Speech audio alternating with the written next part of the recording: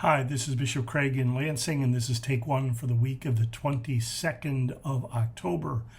Peace be with you. So on Sunday, the 29th, we celebrate Reformation Day. Luther posting the 99 Theses on the door of the Castle Church in Wittenberg, asking questions about the sale of indulgences.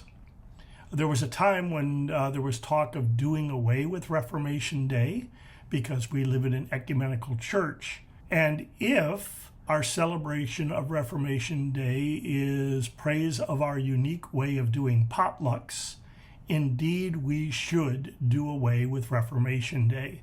But I believe that Reformation Day can be an occasion to remind ourselves of the importance of the Lutheran perspective on the gospel, which in Lutheran language is, we are justified by grace through faith apart from works of law. What that means is there's nothing we can do or nothing we can fail to do to earn God's love. God loves us because that's who God is. And to show us God's love, God sent Jesus to live among us and to suffer with us and to bring us to new life.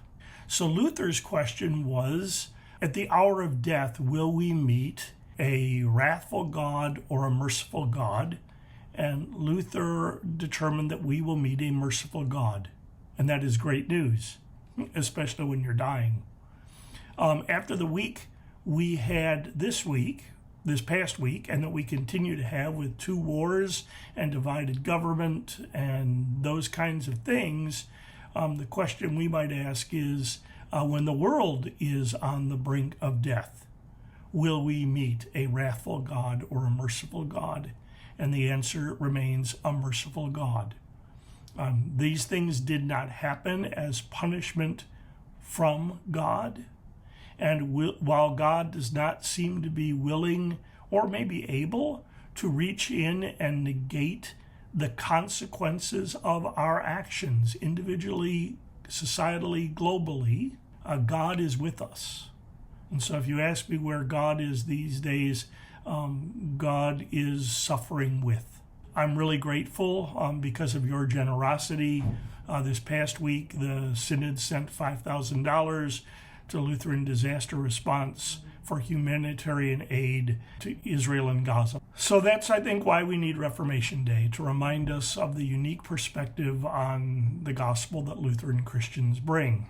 If you need help remembering that, I'm pretty excited because our small catechism Zoom class begins Tuesday night at 7. We have, I believe, 122 people registered for the class.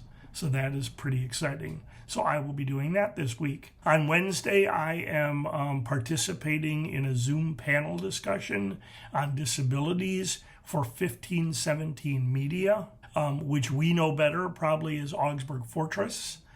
So I'll do that on Zoom, or I guess it's going to be on Microsoft Teams. So pray for me that I figure out how to do Microsoft Teams. And then on Wednesday afternoon is staff meeting, and then I'm looking ahead to being at Bethlehem in Grand Rapids as they celebrate a significant anniversary, and I will preach. We rejoice with Lord of Life in Portage that this past Sunday called Pastor Martha Porter Reed to be their pastor as we determine what's next for that congregation, and as they have named Pastor Joan Herbon their pastor emeritus, so that she continues to be able to think of herself as a pastor. I'm grateful for that.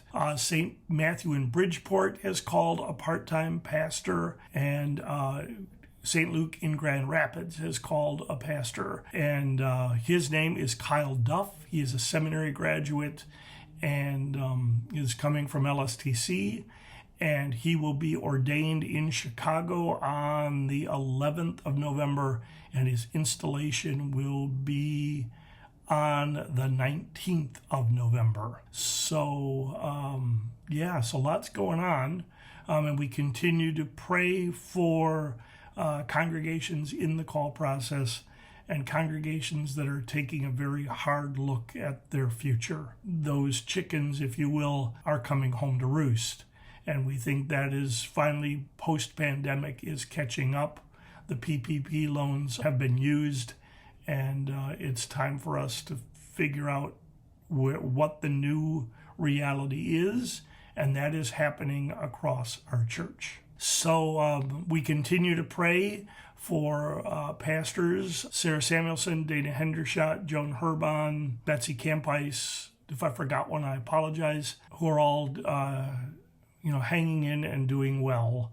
People say, how come you don't give updates on their condition on the videos? Because it's not my place. So I can't do that. But because this goes beyond, it's different than in a church service. You never know who's going to be watching this video. And I'm grateful to know that people actually beyond our synod do watch this video. So thank you. So this is take one for the week of the 22nd. I hope you have a good week. I hope you're remembering your pastor or deacon and appreciating them this month, because they need some appreciation.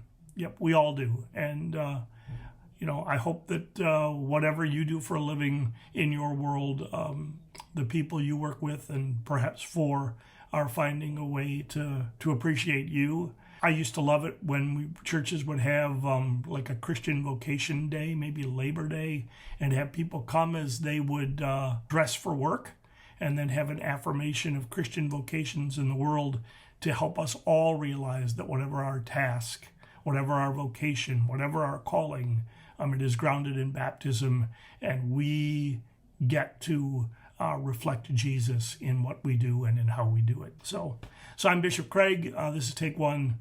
May the peace of Christ be with you always. Take care.